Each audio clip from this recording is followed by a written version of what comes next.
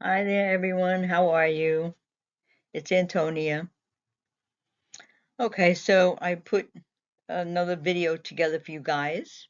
Social worker tips for the new worker, part 7. Okay, so let's move along here. Okay, so let's talk about, it says discuss with team. Okay, and we have like over here, if you look at the categories, we have team, unit, consulting, on time, confidential, and respect. Okay, so what this is talking about is when you get together with your unit in what they'll call a team unit consulting meeting. And you always want to be on time. And whatever is going to be discussed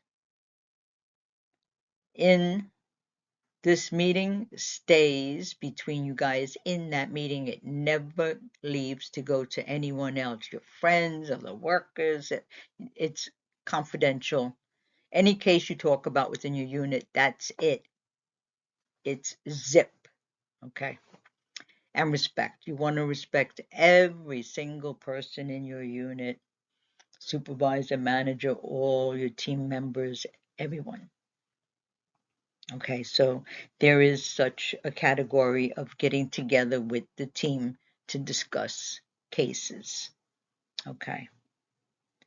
All right, so let's move along. Okay, now we're going to talk about the case, right? You're going to choose a case.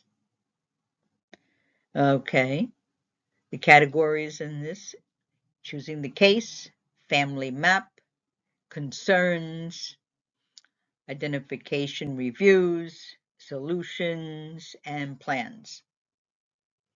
So depending on how the supervisor or manager wants to conduct this, sometimes it'll be more than one, because you can't, usually a unit is 5 people,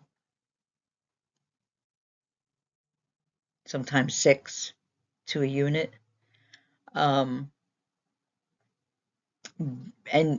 you can't do all 6 in one meeting because it's a lot to talk about. You have a lot of categories. So it's probably the supervisor may pick 2 people to present the case, 1 or 2 people. So you're going to pick a case that you feel like you want some help with because that's what these kind of meetings are all about. Okay.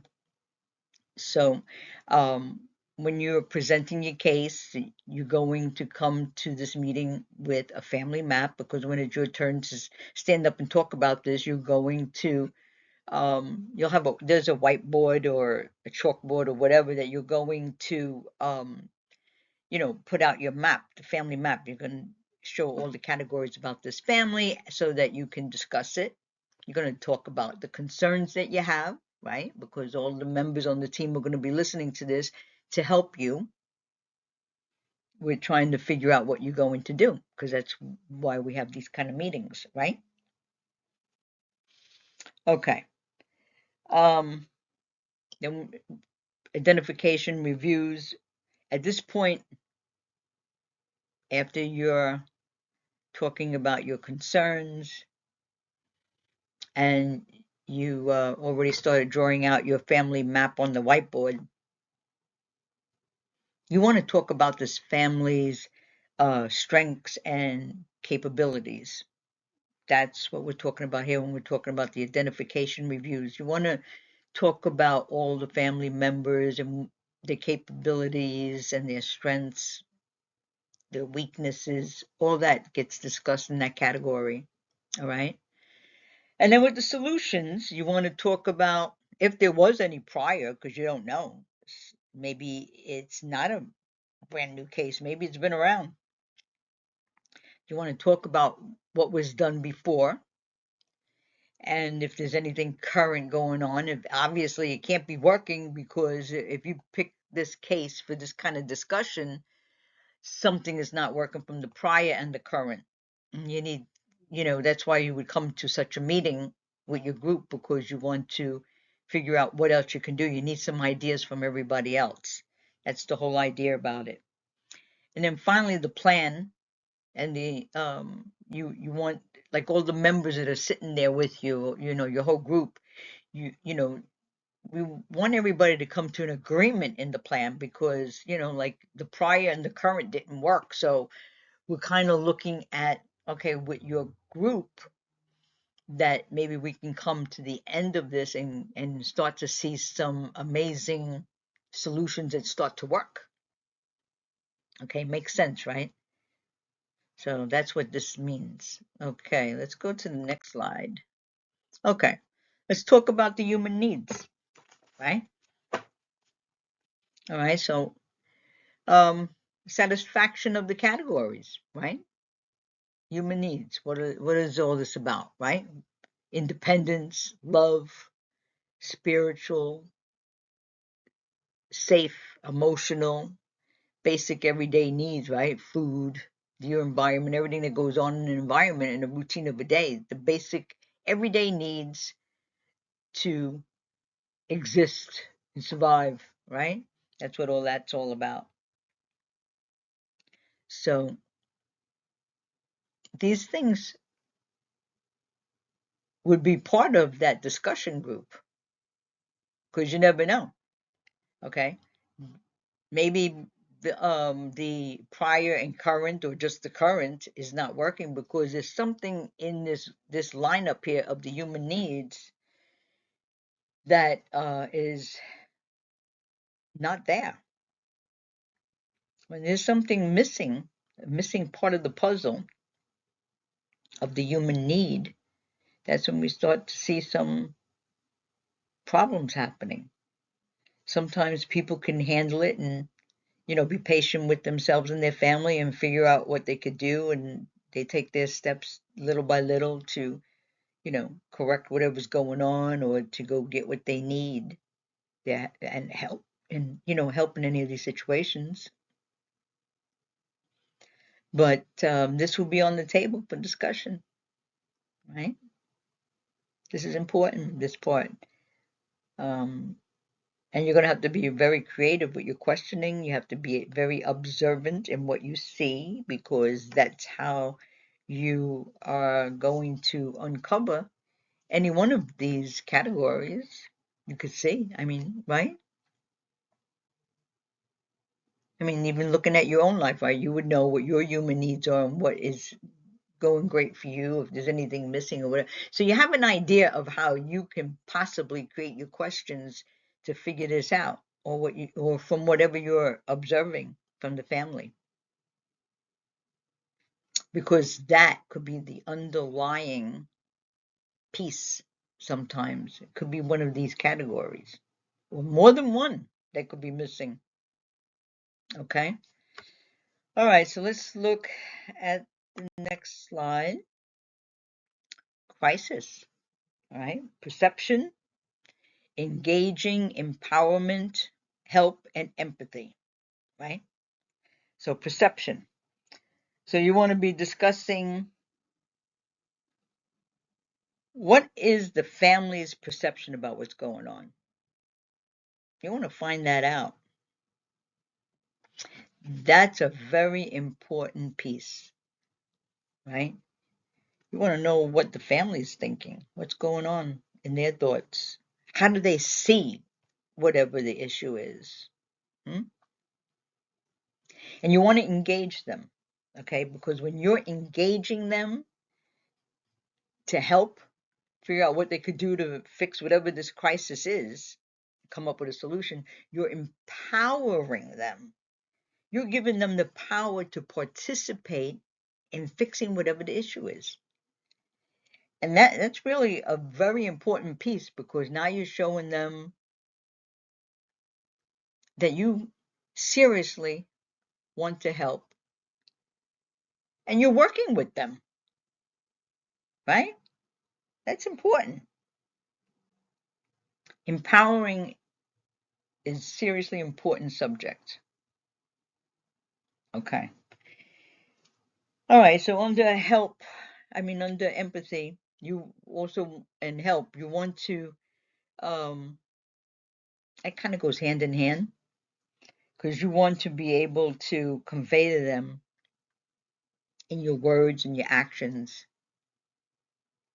that you want to help, right? You could even actually say it. You want to say it. You want to say, how can I help you? I want to help you. Well, however you want to say, you want to get across help. Okay. Because, like a lots of times you would hear from people, they don't want to feel like you're telling them what to do and you're taking control of their life. Sometimes people need help and you're the helper. The social worker is the helper. It's a helping service. You want to help the people. You want to help them access services. You want them to fix whatever the crisis is. And hopefully it will never, ever happen again because we're going to learn from, why did it happen? What's missing that you need? Let's fix these things. Okay. These are the things that all go into that big discussion. And usually you might see this, it depends, you have to work on your calendar. I remember when I was involved in group sessions like this about a case, we used to do it like every week because, if you have 5 or 6 people and you can't do it, it depends on how big the crisis is or what's going wrong. Maybe the supervisor will only do one case a week.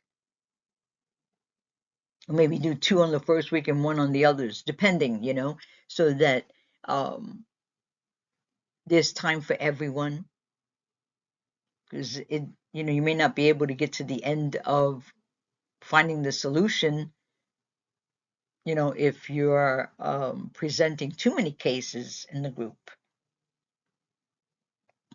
But I saw that, this really works.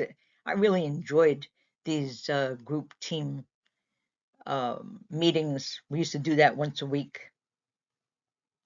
It's very helpful. I believe that you would love it because it's really a nice thing to get together and get extra help. Or, it's another point of view. You need more, and you'll have a lot of eyes on it. You'll have the supervisor, right? And your team members, right? So that's a lot of people looking at your case to help you, to help this family, you know. Okay, so that's really it. It's just 5 slides here. Yeah, 5 slides in this. I hope that this will be helpful, and it gives you an idea. It gives you a view of what goes into the social work, especially when you're new. It's nice to know what's coming. We learn all this in academy.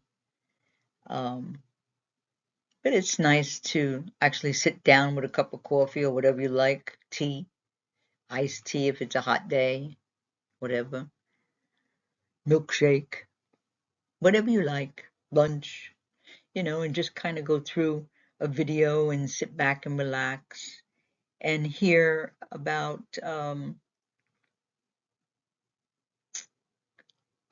what life is in the world of the social worker. Hmm? Makes you feel good to see all those parts. All right. It's a little extension. I enjoy putting this together to help everyone. Okay, so I enjoyed this very much, and you enjoy the rest of your day.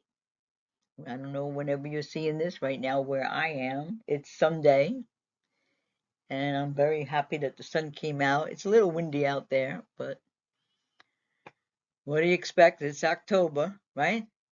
Okay, so you enjoy the rest of your day, and I'll say bye.